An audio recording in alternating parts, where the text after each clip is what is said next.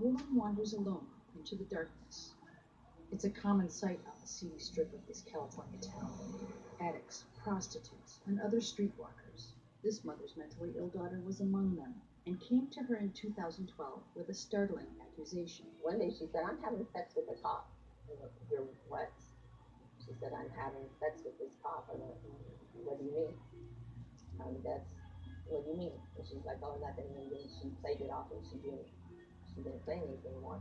And I kind of pushed her, and then she's like, "Well, he makes me have sex with him." She says that cop was Sergio Alvarez, a patrol officer on the overnight shift, one who'd once taken an oath to protect and serve his hometown. The Associated Press has found that Alvarez is far from the only law enforcement officer accused of sexual misconduct. An AP investigation uncovered about 1,000 cases in a recent 6-year period where those officers have been stripped of their police licenses because of rape or other sexual misconduct. And there are undoubtedly more, since some states, including California and New York, don't decertify officers for misconduct, and 3 states didn't hand over their records.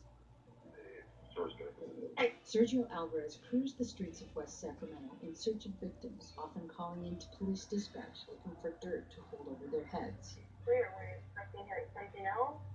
Like probation or something? Negative probation. Okay. Sorry.